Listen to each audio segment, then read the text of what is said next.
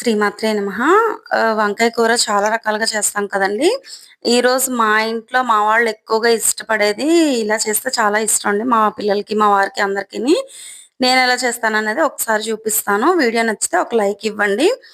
కొంచెం కొత్తిమీర, 4 పచ్చిమిరపకాయలు, మీ కారానికి తగ్గట్టుగా పచ్చిమిరపకాయలు వేసుకోండి. చిన్న అల్లం ముక్క ఇలా కోర్స్‌గా గ్రైండ్ చేసుకొని పక్కన పెట్టుకోండి. ఇప్పుడు వంకాయలు సన్నగా తరుక్కొని నీటిలో వేసుకొని ఉంచుకుంటాం కదా! ఆ వంకాయలు కాస్త నూనె వేసుకోండి. నూనెలోనే వంకాయ మగ్గాలండి. అస్సలు వాటర్ అనేది పొయ్యమనమాట. ఒక 4, 5 స్పూన్లు నూనె వేసుకున్నాను. నేను ఒక 3, 4 కాయలు వంకాయలు తీసుకున్నాను కాబట్టి నాకు ఆయిల్ సరిపోయింది. మీరెక్కువ తీసుకుంటే కాస్త ఎక్కువ ఆయిల్ వేసుకోండి. ఆయిల్ వేసుకొని వంకాయ ముక్కలు వేసి ఒకసారి కలియపెట్టుకొని మూత పెట్టుకోండి. మూత పెట్టుకొని ఒక 5 నిమిషాలు ఉంచిన తర్వాత కాస్త వంకాయలనేవి మాగుతాయన్నమాట. కొంచెం వేగుతాయి. వేగిన తర్వాత మళ్ళీ మూత తీసి మరొకసారి కలుపుకోండి.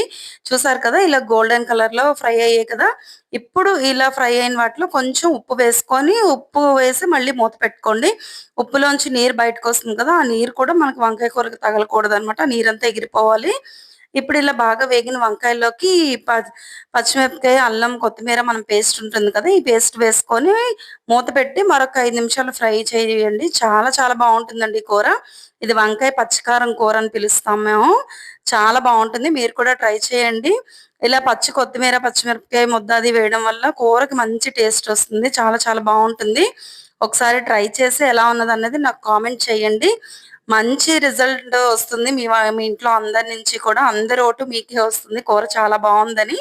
ఈ వీడియో గనక నచ్చితే లైక్ చేయండి, షేర్ చేయండి, కామెంట్ చేయండి.